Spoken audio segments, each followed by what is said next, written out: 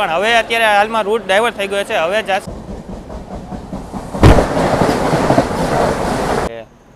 નથી ટ્રેનમાં water feeling કરાયું કે નથી ટ્રેનનું સ્ટેટસ બતાવતા એ કોઈ એપ્લિકેશન.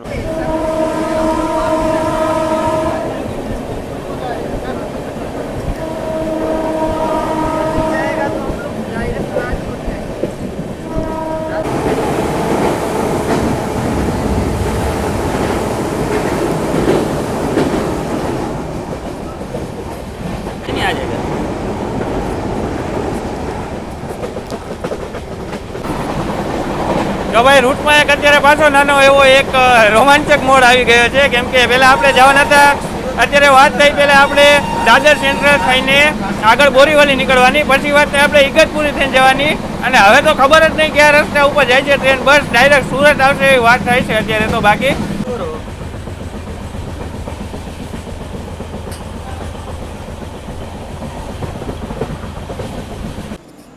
તો ભાઈ અત્યારે આપણી ગાડી આવી ગઈ છે કસારા રેલવે સ્ટેશન ઉપર. અને જો હું આ રૂટની વાત કરું ને તો જ્યાં સુધી મેં આ રૂટ કવર કરેલો છે ગયા વર્ષે, તો અહીંયા કસારાથી 3 બેંકર લોકોમોટિવ આપણી ટ્રેનમાં અટેચ કરવામાં આવશે, અને અહીંયાથી આગળ ઘાટ સેક્શન ચાલુ થશે. હવે તો નાઇટ છે તો કે એ તો કવર નહીં થાય, પણ અહીંયાથી ટ્રેન આપણી હવે જશે ઇગતપુરી મનમાડવાળી લાઇન ઉપર. તો ચાલો બાકી હવે જોઈએ આપણે સુરતની લાઇન ક્યારથી કનેક્ટ થશે, કેમ કે આ રૂટ આપણા માટે મનમાડ સુધી જ આપણે ઇગતપુરી સુધી આપણે કરેલો છે આમાં કવર, અને આગળ આપણે કાંઈ ગયા નથી. તો આ રૂટમાં ટ્વિસ્ટ પણ છે, ટ્રેનનો કાંઈ ટાઈમ કે નથી, કાંઈ લોકેશન કે કાંઈ પણ અત્યારે બતાવતા છે નહીં. તો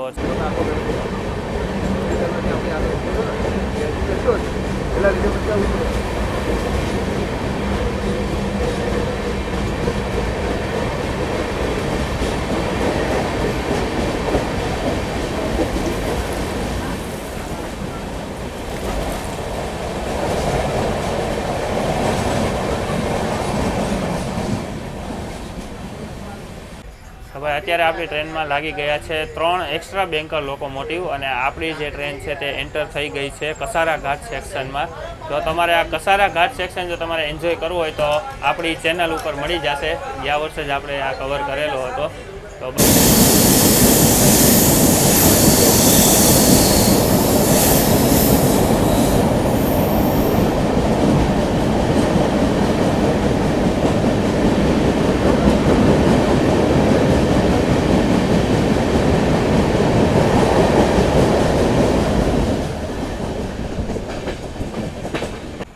ભાઈ અત્યારે આ ઇગતપુરીનું ઉપર વાતાવરણ એટલું અહીંયા છે ને વરસાદી વાળું છે ને કે એને આપણી ટ્રેન જે છે ને વાદળ વચારે છે અત્યારે.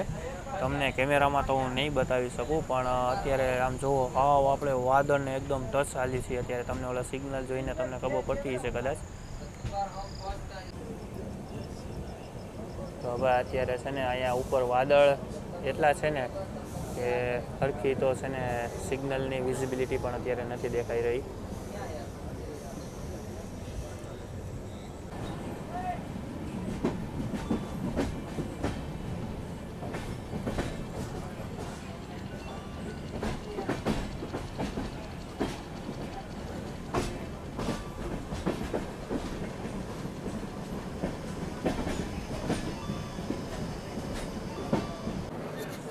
તો બાકી અત્યારે આપણી ટ્રેન આવી ગઈ છે ઇગતપુરી રેલવે સ્ટેશન ઉપર, અને હવે અહીંયા જે આપણે કસારાથી 3 બેંકર લોકોમોટિવ લાગ્યા હતા તે હવે અહીંયાથી ડિસ્કનેક્ટ થશે, અને હવે આપણી ટ્રેન આગળ મનમાડવાળા રૂટ ઉપર ચાલશે.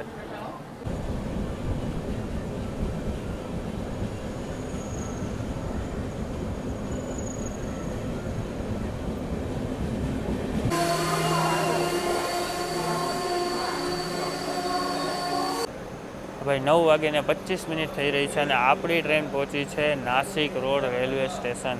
તો નાસિક રોડની તમને વાત કરું તો અહીંયાથી તમે શ્રી સાઈ બાબા શિરડીના દર્શન માટે પણ તમે જઈ શકો છો.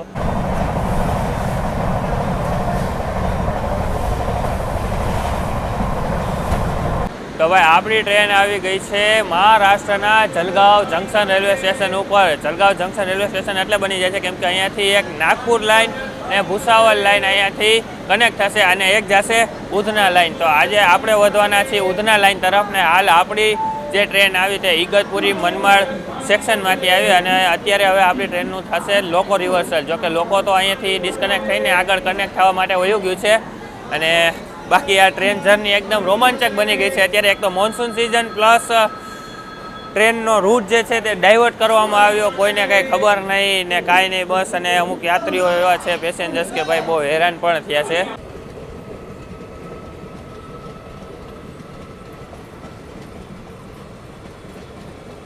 તો ભાઈ રાતના 2:08 આપણો ડિપાર્ચર થઈ ગયો છે જલગાંવ રેલવે સ્ટેશનથી.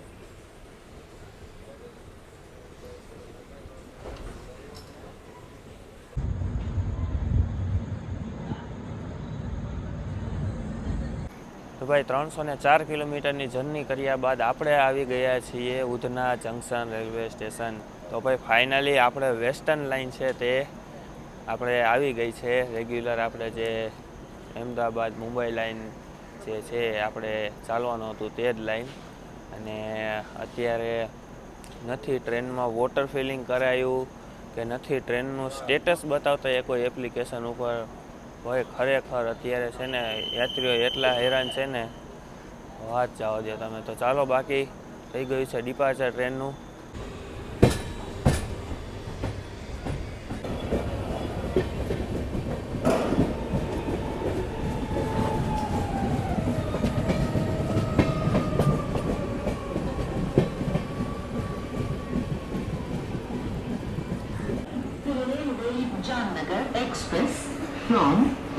આપણી ટ્રેન આવી ગઈ છે diamond city Surat railway station. અને અત્યારે જે લોકોને વાપી કે વસઈ રોડ બોઈસર જે લોકોને ટ્રેન ડિબોર્ડ કરવાની હતી એ લોકો અત્યારે અહીંયા સુરત ડિબોર્ડ કરી રહ્યા છે. અને અત્યારે તો ભાઈ પેસેન્જર્સની જે હાલ છે ને ભાઈ બહુ ખરાબ છે અહીંયા અત્યારે આ ટ્રેનમાં. કેમ કે આ ટ્રેનમાં જે અમે એક્સેપ્ટ નથી કર્યું ને એવી વસ્તુ થઈ રહી છે. તો બાકી ચાલો હવે આપણી તો રેગ્યુલર જે વેસ્ટર્ન લાઇન છે તે આપણે આવી ગઈ છે. હવે આપણે રેગ્યુલર રૂટ ઉપર ચાલશું અહીંયાથી આપણે ભરૂચ વડોદરા અમદાવાદ લાઇન ઉપર. ભાઈ મુંબઈ સેન્ટ્રલ હજરત નિઝામુદ્દીન તેજસ રાજધાનીને અહીંયા ડિપાર્ચર આપી દીધું છે. આપણને સુરત રેલવે સ્ટેશન ઉપર આપણું એનું ક્રોસિંગ થઈ ગયું હતું.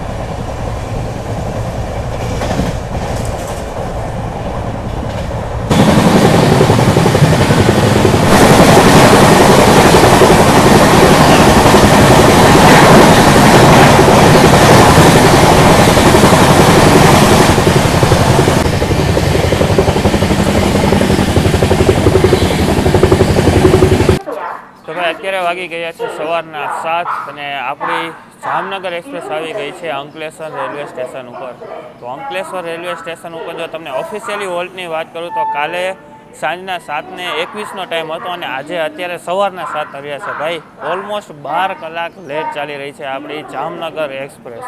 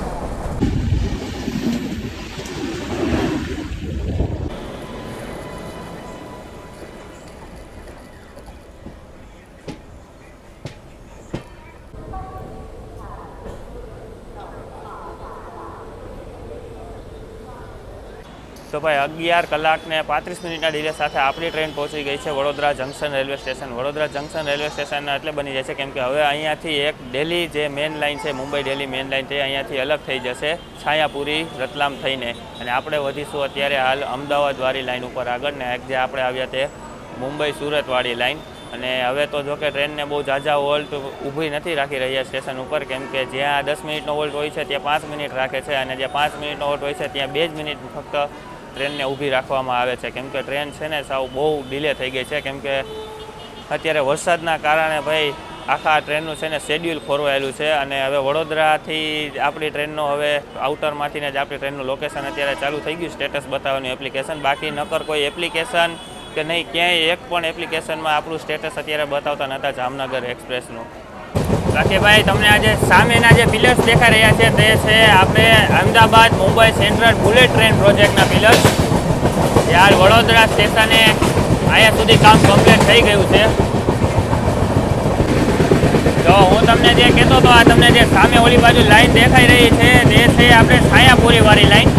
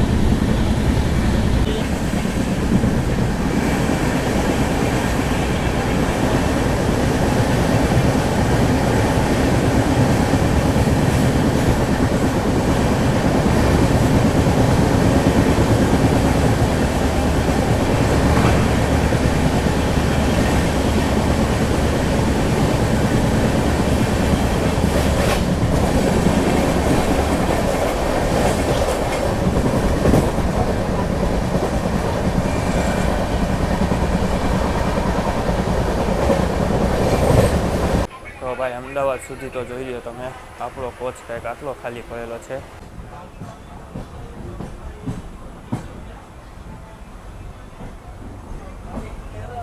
અત્યારે આપણી ટ્રેન આવી ગઈ છે 10 વાગે અમદાવાદ જંકશન રેલવે સ્ટેશન ઉપર. અમદાવાદ જંકશનની જો તમને વાત કરું તો અહીંયાથી એક ગાંધીનગર લાઇન છે તે અલગ થશે, એક મુંબઈ લાઇન, અને એક આપણે હવે રાજકોટ લાઇન તરફ આગળ વધીશું. અને આ અત્યારે એક હવે સિંગલ સ્ટોપ રહ્યો છે સુરેન્દ્રનગર જંકશન રેલવે સ્ટેશન. બાકી આપણી ગાડી નોન સ્ટોપ ચાલવાની છે. લગભગ તો આઈ થિંક પ્રાયોરિટી સારી મળશે, કેમ કે આગળ કોઈ બીજી રાજકોટ જામનગર લાઇન ઉપર જવાવાળી ટ્રેન છે નહીં અમદાવાદથી. તો ભાઈ સાબરમતી નદી ઉપર હાલ અત્યારે કંઈક આવું કામ ચાલી રહ્યું છે બુલેટ ટ્રેન પ્રોજેક્ટનું.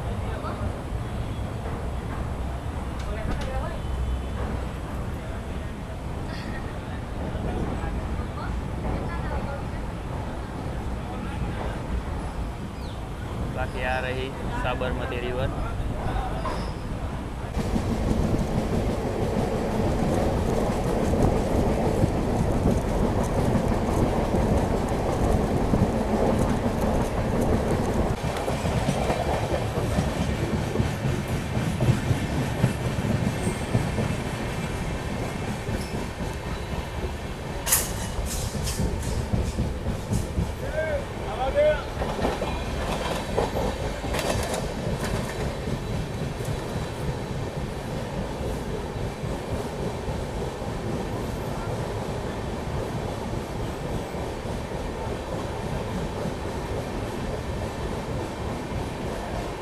અત્યારે આપણે ટ્રેન સ્કીપ કરી રહી છે વિરમગામ જંકશન રેલવે સ્ટેશન. હવે સીધો આપણો હોલ છે સુરેન્દ્રનગર જંકશન ઉપર.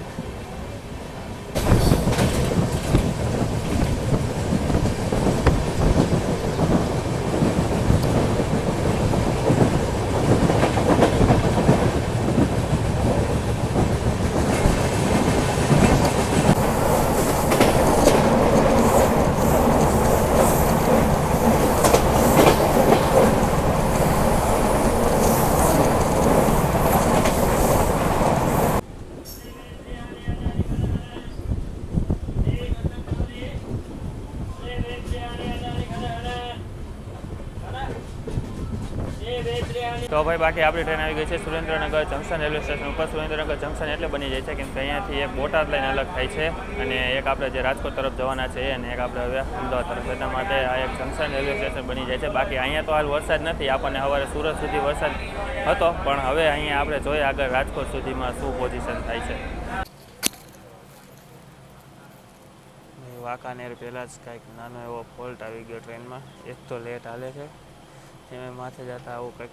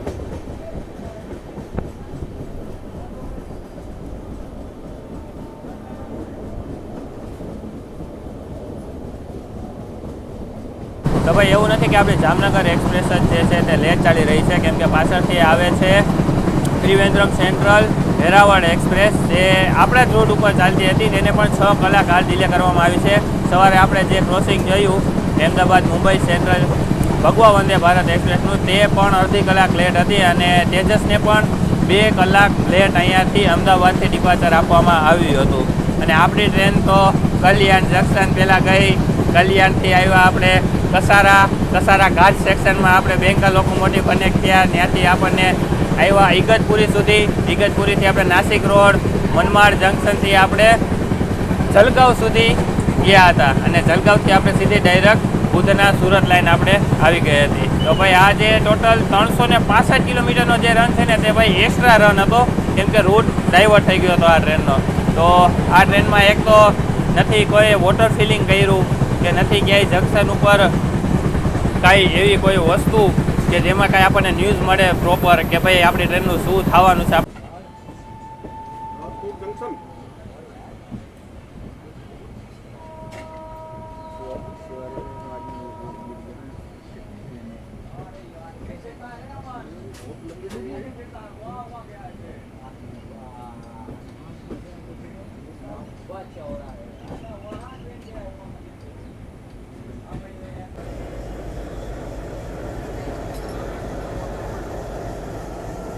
અહીંયા આપણી જર્ની પૂરી થઈ છે રાજકોટ જંકશન રેલવે સ્ટેશન ઉપર. હવે આપણે જામનગર નથી જવાના, પહેલાં આપણો જામનગર જવાનો પ્લાન હતો પણ ભાઈ થાકેલા એટલે છીએ કે તમે વાત જવા દો કેમ કે એક્સ્ટ્રા 12 કલાક ટ્રેનમાં કાઢી એટલે ને એ પણ જનરલ કોચમાં.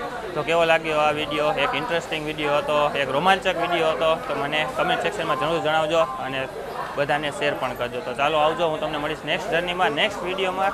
ત્યાં સુધી બધાને જય દ્વારકાધીશ, જય શ્રી મહાકાલ.